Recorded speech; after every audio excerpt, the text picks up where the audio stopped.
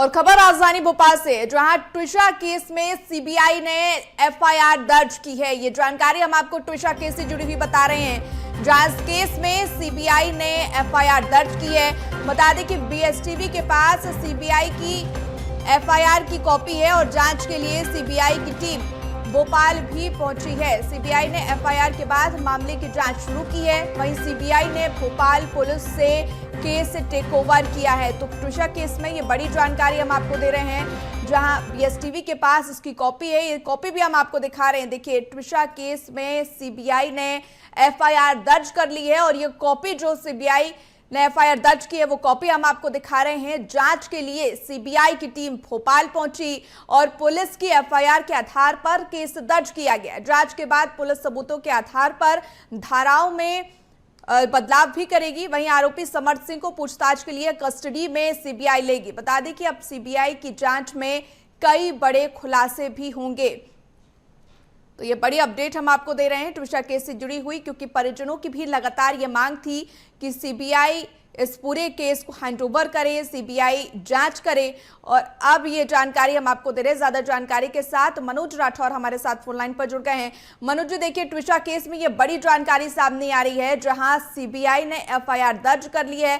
परिजनों की तरफ से भी लगातार यही मांग की जा रही थी।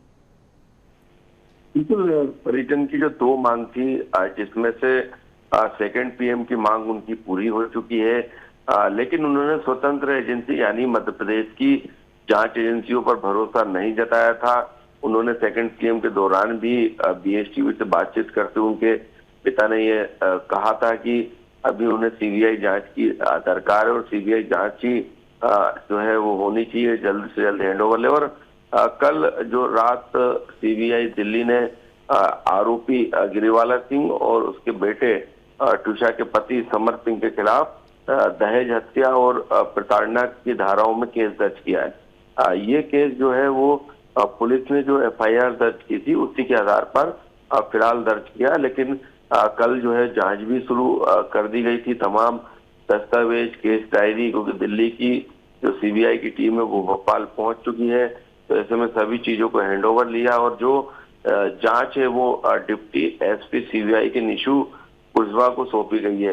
तो ऐसे में जितने भी दस्तावेज, साक्ष्य, वैज्ञानिक साक्ष्य, फोरेंसिक रिपोर्ट, ये सीबीआई ने पुलिस से हैंडओवर की और संभवतः आज आरोपी समर्थ सिंह जो कि रिमांड पर चल रहा है उसको भी जो है अपनी कस्टडी में लेके आगे की पूछताछ सीबीआई करेगी। तो सीबीआई की जांच जैसे जैसे आगे बढ़ेगी, बताया जा रहा है कि वैसे वैसे कई बड़े खुलासे इस मामले में हो सकते हैं, क्योंकि कल ही सुप्रीम कोर्ट ने कई आवश्यक दिशा निर्देश देने का काम किया था और सुप्रीम कोर्ट ने जो मामले में स्वतः संज्ञान लिया था वो संस्थागत पक्षपात, अस्पताल, पुलिस की भूमिका, इसके अलावा जिस तरीके के फैक्ट सामने आ रहे थे, जिस तरीके के बयान सामने आ रहे थे, जिस तरीके के आरोप सामने आ रहे थे, इन तमाम बिंदुओं पर जो है सुप्रीम कोर्ट ने कल सुनवाई की थी। और अदालत, यहाँ पर एक सवाल और उठ रहा है कि सीबीआई चूंकि अब इस पूरे मामले की जांच करेगी, तो क्या सीबीआई एक नए सिरे से जांच की शुरुआत करेगी, या फिर जो तथ्य अभी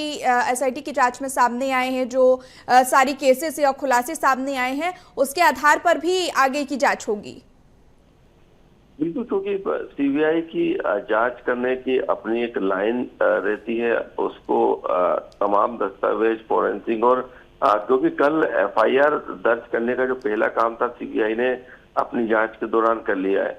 ऐसे में अब जो है इस पूरे मामले में जितने भी दस्तावेज हैं वो भी जब तक मतलब हैंडओवर ले लिए गए, तो जांच की दिशा और जो दिल्ली से जो नेतृत्व है सीबीआई का, उसके निर्देशन में ये जांच लगातार चलेगी। और इस जांच के दौरान, क्योंकि अभी सेकंड पीएम रिपोर्ट भी आना बाकी है, तो सेकंड पीएम भी पूरे घटनाक्रम के दौरान मामले में काफी महत्वपूर्ण रहने वाली है और सीबीआई की जांच भी महत्वपूर्ण रहने वाली है। जो परिवार का आरोप है कि ये प्री प्लान मर्डर है या फिर सुसाइड है, ये इस बात से पर्दा जो है सीबीआई उठाएगी।